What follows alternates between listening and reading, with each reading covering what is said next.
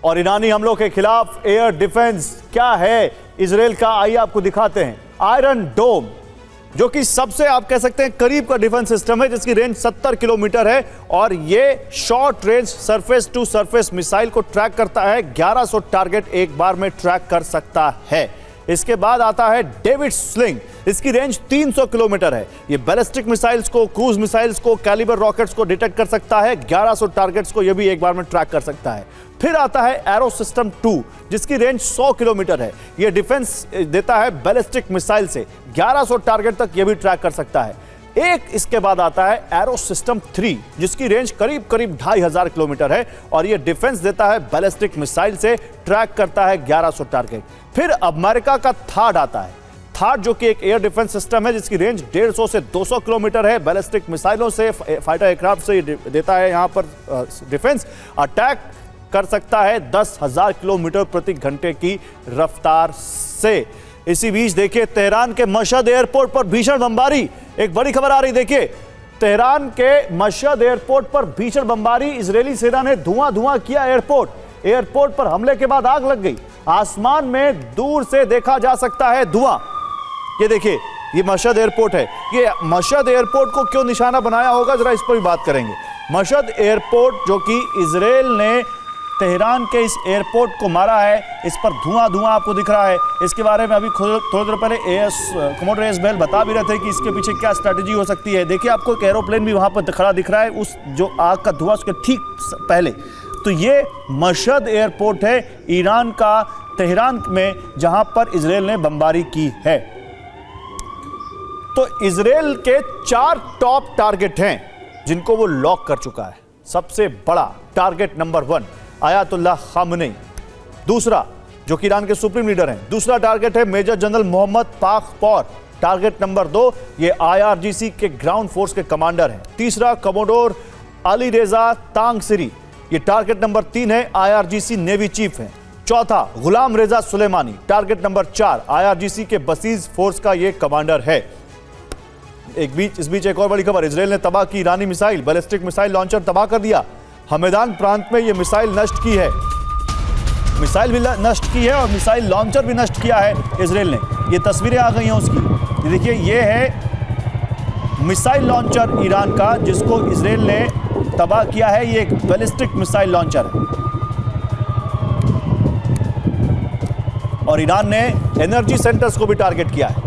लड़ाकू जेट ईंधन उत्पादन सेंटर पर हमला किया है। ईरान के हमले में इजराइल में भारी तबाही मची है।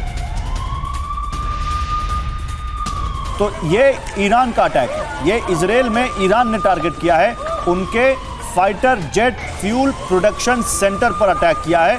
ईरान के इस हमले में इजराइल में भी तबाही मची है। कमोडोर बेल, क्या आप मुझे समझा सकते हैं कि इससे कितना नुकसान हुआ होगा इजराइल को? देखिए, फ्यूल प्रोडक्शन सेंटर, करेक्ट, यही इसी को टारगेट किया गया जी। तो फ्यूल प्रोडक्शन सेंटर का क्या मतलब हुआ है? ATF फ्यूल का इस्तेमाल करते हैं फाइटर, एविएशन टर्बाइन फ्यूल कहते हैं उसको, और उसके बिना तो जहाज उड़ ही नहीं सकते।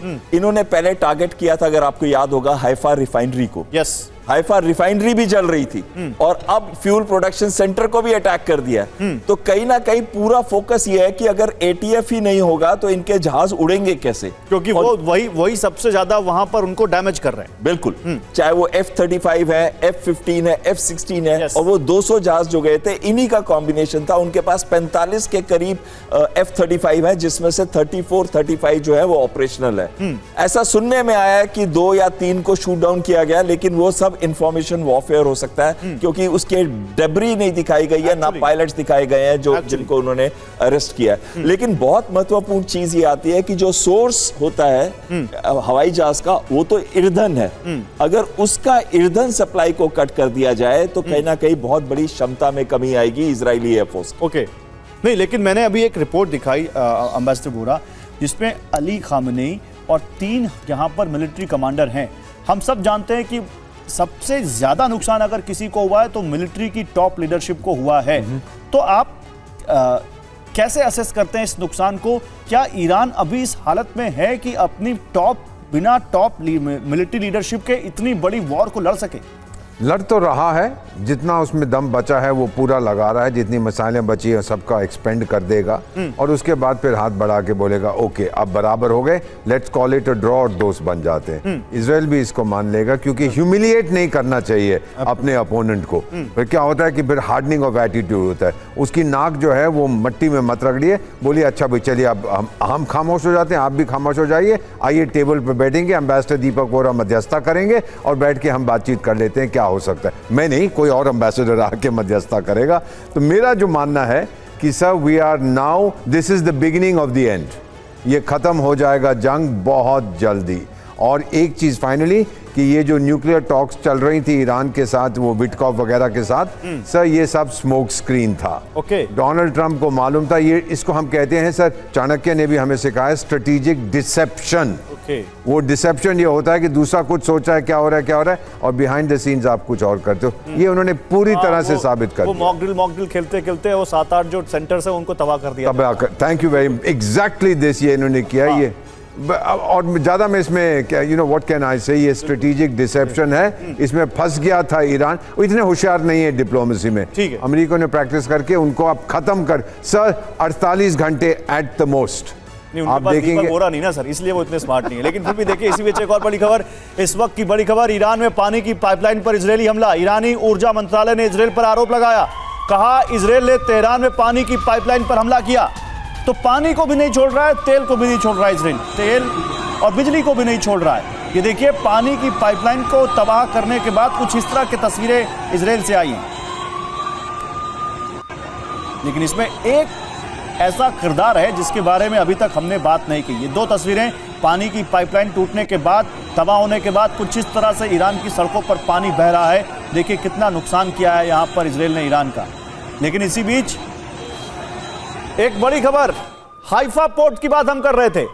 ईरानी मिसाइल से हाइफा पोर्ट को नुकसान नहीं पहुंचा है, यह जानकारी आ रही है। जहाजों का परिचालन बिना किसी बाधा के वहां जारी है। हाइफा पोर्ट पर किसी की जनहानि भी नहीं हुई है। ईरानी बैलिस्टिक मिसाइल से हमले का दावा किया गया था, लेकिन सूत्र यह कह रहे हैं कि हाइफा पोर्ट पर अभी भी 8 जहाज हैं।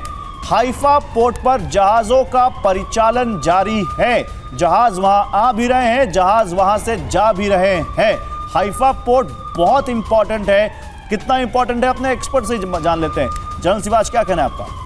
हाइफा पोर्ट बहुत ही इंपॉर्टेंट है इजराइल के लिए। अगर आप India, middle east, Europe economic corridor भी देखेंगे तो हाइफा पोर्ट के बाद ही फिर वो यूरोप में जाते हैं। और हाइफा पोर्ट में कहते हैं 18 से 20% जो पोर्ट का सामान जाता है इजराइल से, वो हाइफा पोर्ट से जाता है। और इसको वेरी वेल प्रोटेक्टेड है। एयर डिफेंस सिस्टम जो लगा रखा है उसमें उसने थर्ड मिसाइल भी लगा रखी हैं और पेट्रोइड मिसाइल भी लगा रखे हैं हाइफा में। और इसीलिए अगर कोई हमला होता है, मैं ये समझता हूँ कि ईरान के लिए बहुत सूटेबल टारगेट है, मगर इजराइल ने पुख्ता इलाज कर रखे हैं कि उसके ऊपर डायरेक्ट हमला होना बहुत मुश्किल है। और उसकी जो भी पेनिट्रेशन है, मुझे लगता है कि काफ़ी कम हो सकती है। और इसको मद्देनजर रखते 3 चीजें की मैं इंपॉर्टेंट चीज बताना चाहूंगा कि इस लड़ाई के अंदर आपने देखा कि पहले भी उन्होंने क्या टारगेट किए थे, मिलिट्री कमांडर और साइंटिस्ट। और अब उन्होंने क्या क्या, आयतुल्ला अल खमानी जो उनके सुप्रीम लीडर हैं, जिसका उनको मालूम नहीं है।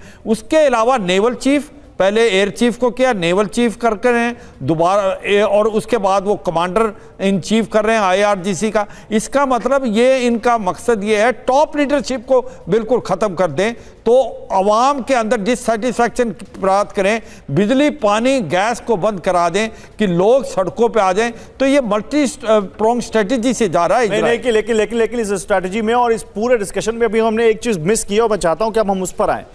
ईरान का मददगार कौन है? कोई नहीं। कोई है क्या? चीन ईरान का मददगार है। क्यों? क्योंकि मैं आपके लिए कुछ यहां पर फैक्ट लेकर आया हूं। चीन के जहाज सैन्य मदद लेकर ईरान पहुंचे हैं। बीजिंग ने इजरायली हमलों का विरोध किया है।